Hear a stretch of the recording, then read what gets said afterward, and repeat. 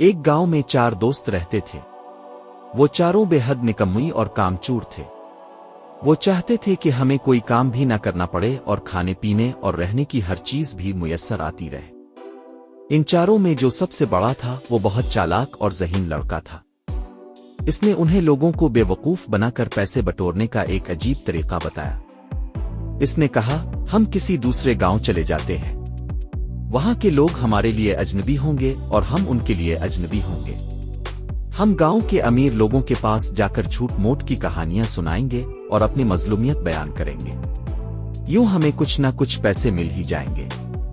तीनों दोस्तों ने इस तरीका से इत्तेफाक किया।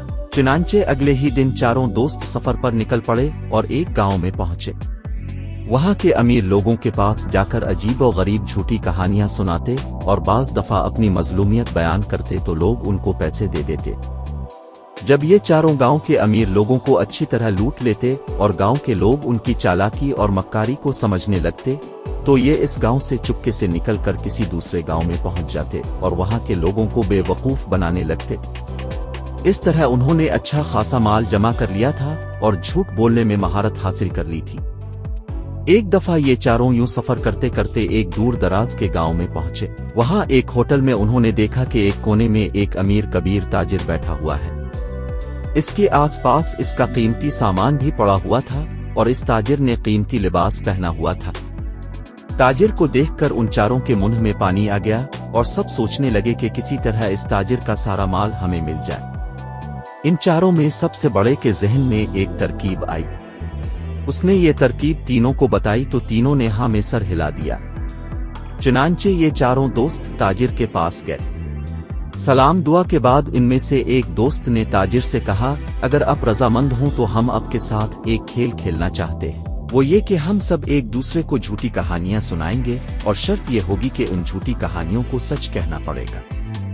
अगर उन कहानियों पर किसी ने झूठा होने का इल्जाम लगाया तो वो हार जाएगा और इस हारने वाले का सारा माल ले लिया जाएगा। ताजिर ने कहा, वाह, ये खेल तो बहुत मजेदार होगा। मैं तैयार हूं।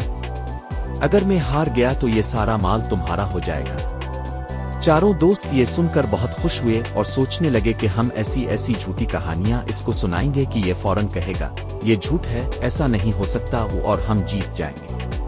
यूं हम इस ताजिर का सारा माल कब्जे में कर लेंगे। ताजिर ने कहा, जरूरी है कि हमारे इस खेल में गांव या होटल का बड़ा भी मौजूद हो ताकि वो हार जीत का फैसला कर सके। चारों दोस्तों ने इस बात से इत्तेफाक किया। चुनांचे गांव के चौधरी को बुलाया गया और वो उन पांचों के साथ बैठ गया। पहले दोस्त ने कहानी शुरू की। कहने लगा, मैं अभी अपनी माँ के पेट में ही था, यानी पैदा नहीं हुआ था कि मेरी माँ और बाप सफर पर रवाना हुए।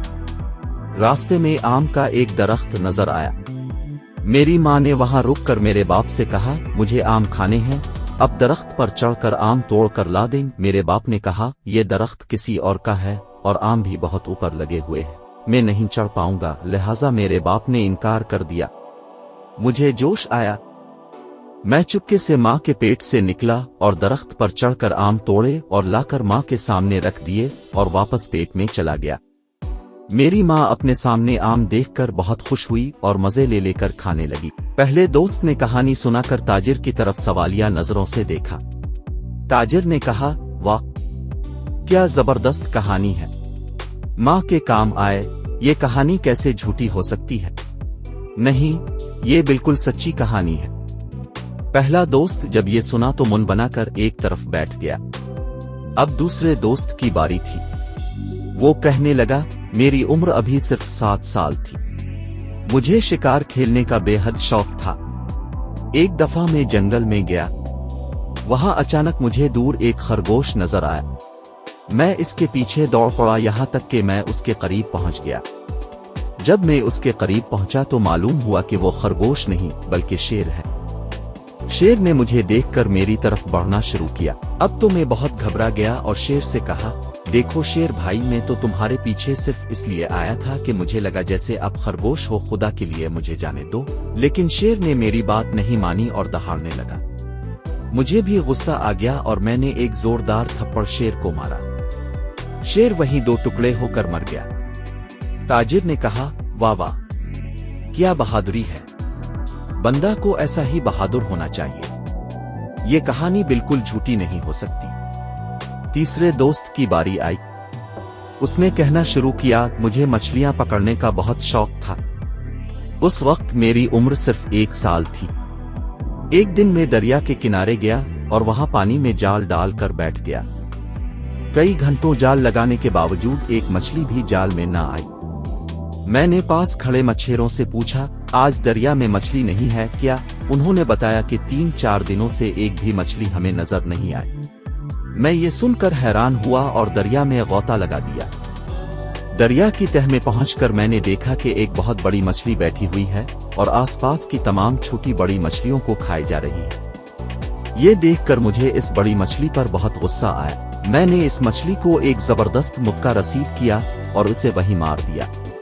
फिर मैंने वहीं दरिया की तह में बैठकर आग जलाई, वो मछली पकाई और खाकर वापस दरिया से बाहर आ गया और अपना सामान लेकर घर की तरफ चल पड़ा। तीसरे दोस्त ने कहानी खत्म की और उम्मीद भरी नजरों से ताजिर को देखा।